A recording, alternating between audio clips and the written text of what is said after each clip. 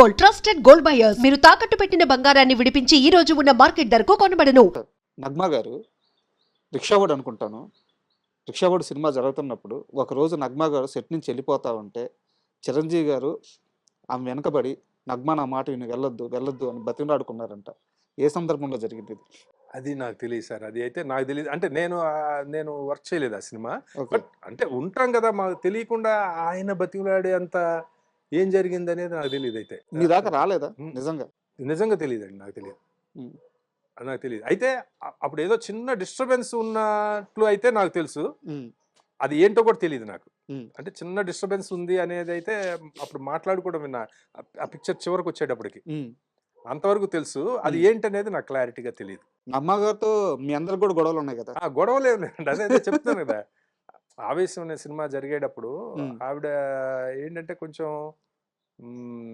వీళ్ళు నాకు రెస్పెక్ట్ ఇవ్వట్లేదు, డైరెక్షన్ డిపార్ట్మెంట్ అది ఇది అని ఆవిడ గొడవ చేశారు. ఉమ్, రెస్పెక్ట్ ఇవ్వకపోవడం అనేది ఏం లేదండి. అక్కడ ఏంటంటే ప్రాబ్లం ఏంటంటే, ఇప్పుడు మనం డైలాగ్ చెప్పాలి, ఆవిడకి మనం చెప్పే అవసరం లేదండి. దాసు గారు అని ఒక ఆయన ఉండేవారు, పెద్ద ఆయన. ఉమ్, మనం ఆయనకి చెప్తే చాలు, ఏదైనా సరే ఆవిడికి ఆయన చెప్తారు.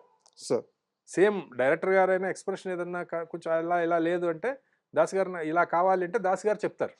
మీకు అక్కడ క్లోజ్నెస్ లేదు. అక్కడ మరి క్లోజెస్ ఉండదు కదండి. ఆటోమేటిక్గా మనకి ఇప్పుడు మనం డ్రెస్ చెప్పడం లేదు, ఏదో చిన్న జస్ట్ మనం ఊరికే ఒక పక్కన ఉన్నట్లుగా అయిపోతుంది మనకి. ఇంకొక హీరోయిన్ ఉన్నారు మధుబాల గారని, ఆవిడ తమిళియన్ కదా, మేము తమిళ్ బాగా మాట్లాడతాం కాబట్టి ఆవిడకి మేమే డైలాగ్ చెప్పాలి. ఆవిడతో మేమే అన్ని డ్రెస్సులు చెప్పడం అవి ఇవి ఉంటాం. కొంచెం భాష ప్రాబ్లం లేదు కాబట్టి కొంచెం యాక్సెస్ ఉంది. అన్ని సినిమాల గురించి మాట్లాడుకోవడం గ్యాప్ లో ఇట్లా ఉండేది. బట్ నగ్మా గారికి కంపారిజన్ వచ్చింది, మధుబాల గారితో బాగుంటున్నారు, నాతో అది ఏదో వచ్చిందేమో అని మాకు తర్వాత అనిపించింది. ఇంత అమాయకంగా చెప్తున్నారు. షూటింగ్ కూడా ఆపేశారు. షూటింగ్ ఆపలేదు, నేను రానని చెప్పింది ఆవిడ. ఏంటంటే నాకు రెస్పెక్ట్ ఇవ్వట్లేదు, నేను రాగానే నాకు విష్ చేయకపోతే నేను షూటింగ్ రానని చెప్పి ప్రొడ్యూసర్ గారితో చెప్పింది. మేము కూడా ఆ ఏజ్ కదండి, ఆ ఏజ్కి మేము కూడా ఏంటంటే ఆవిడేంటి ఇలాగా, మన తప్పేం లేదు కదా అని చెప్పి అసలు అంతకుముందు విష్ చేసి కొంచెం ఏదన్నా మాట్లాడడానికి ట్రై చేసేవాళ్ళం కూడా ఇంకా కంప్లీట్గా మానేసి ఆవిడ వస్తున్నప్పుడు మేము ఊరికే ఆ ఏజ్కి ఒక పొగరు ఉంటుంది కదండి, ఆవిడ సెట్లోకి రావడానికి కాలు మీద కాలు వేసుకుని కూర్చోవడం ఇలాంటివన్నీ చేసేవాళ్ళం. అంటే ఇప్పుడు తలుచుకుంటే నువ్వు వస్తాయి కానీ అప్పుడు ఆ పిల్లతనం ఎలా క్లోజ్ అయింది ఆ మొత్తం హీట్ అంతా. ఇంకా తర్వాత ఇంక మేము కూడా కొంచెం ఎక్కువ వెళ్ళిపోయి మేము అసలు ఆ తర్వాత ఆవిడ ఏంటంటే లాస్ట్ షెడ్యూల్కి వాళ్ళు నాకు అపాలజీ చెప్పకపోతే నేను రానని చెప్పేసి.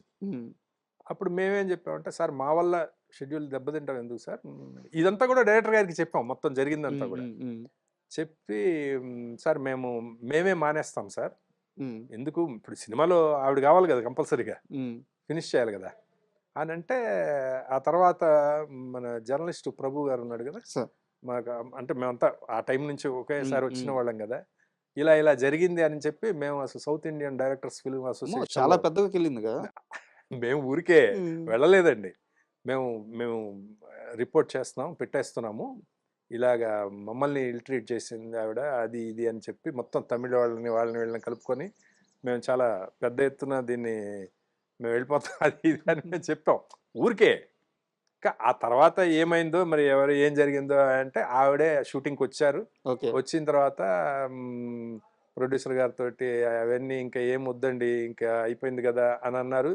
చివరిలో అందరికి బాయ్ చెప్పి షేక్ హ్యాండ్లు ఇచ్చారు, అంతా బాగానే వెళ్ళిపోయారు అంతే. అంటే ఆవిడకి కూడా చిన్నతనమేనండి, అంటే అప్పటికి ఆవిడకి కూడా పెద్ద ఏజ్ ఏమి ఉండదు కదా.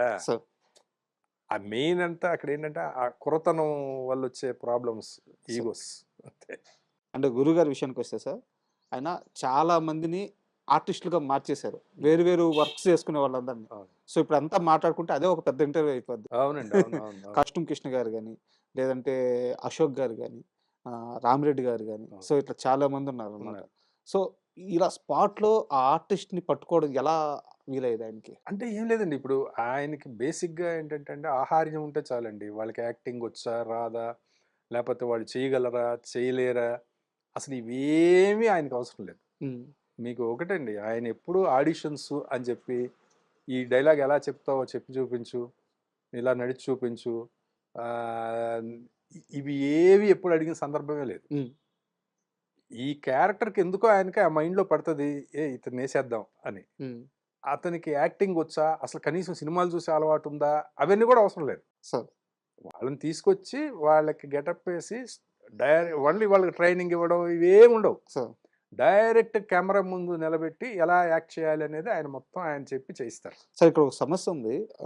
అంటే ఇది ఫేస్ అయిందో లేదో నాకు తెలియదు, డౌట్ వచ్చింది. ఇప్పుడు ఏమీ తెలియని ఆర్టిస్ట్ని తీసుకొచ్చి నిల్చోబెడతారు. బట్ వాళ్ళకి కాంబినేషన్ యాక్టర్స్ ఉంటారు అనమాట. వాళ్ళకి యాక్టింగ్ రాదు. వీళ్ళు ఇక్కడ స్ట్రగుల్ అవుతుంటారు కదా, ఎక్కువసేపు నిలబడాల్సి వస్తుంది, ఎక్కువ టేకులు వెళ్తాయి. సో అలా ఎప్పుడైనా మీ డైరెక్టర్ గారిని మిగతా యాక్టర్స్ క్వశ్చన్ చేసిన సందర్భాలు ఉన్నాయా? అట్లా ఎవరు చేయలేదు. ఎవరు క్వశ్చన్ చేయరు. ఒకవేళ మనసులో అనుకున్న సందర్భాలు ఉండొచ్చు. ఎందుకంటే ఇప్పుడు సీనియర్ యాక్టర్స్ ఉంటారండి, ఇప్పుడు వీళ్ళకేమో యాక్టింగ్ ఏం రాదు. అదే అదే అవును. అలా అనుకుండొచ్చు, కానీ అట్లా ఎవరు అడగరు. ఎందుకంటే ఆయన ఎఫర్ట్ చూస్తారు కదా. అసలు ఏమీ తెలియని వాడితోటి ఎంత బాగా యాక్ట్ చేస్తున్నాడు ఈయన అనే దానిలోనే ఉంటారు అందరూ.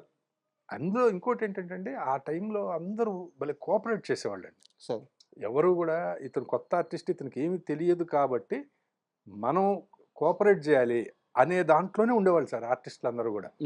అంతేగాని వీడెవడో వీడిని కొత్త వాడిని తీసుకొచ్చి నా పక్కన పెట్టి చేస్తున్నారు అవి ఉండేవి కాదు. సార్ వాళ్ళు కూడా హెల్ప్ చేసేవాళ్ళు. అలా కాదు, నువ్వు ఇలా డైలాగ్ చెప్పు, అలా చెప్పు అని చెప్పేవారండి వాళ్ళు. రామిరెడ్డి గారు జర్నలిస్టా? కాదండి, ఆయన జర్నలిస్ట్ అని నాకు తెలియదు. ఆయన అసలు సినిమా యాక్టర్ అవ్వాలనేది అసలు ఆయనకి అదంతా ఏం లేదు.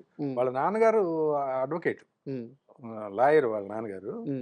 వాళ్ళ ఇంట్లో శ్రీనగర్ కాలనీలో ఇప్పుడు డైరెక్టర్ గారు వచ్చి ఇక్కడ షూటింగ్లు చేస్తున్నప్పుడు తలంబ్రాలు, ఆహుతి ఆ సినిమాలు షూటింగ్లు జరిగాయి వాళ్ళ ఇంట్లో. అప్పుడు ఈయన బైక్ మీద వచ్చేవాడట. ఆయన్ని చూసి ఈయన బాగుంటాడు అని ఆయనకి యాక్టింగ్ ఇంట్రెస్ట్ లేదు, లేకపోతే ఆయన యాక్టర్ వాళ్ళని వచ్చిన వ్యక్తి కాదు. ఓకే, అలాగే తీసుకొచ్చి అంశంలో పెట్టారు. అలాగా ఆయన పెద్ద యాక్టర్ అయిపోయారు.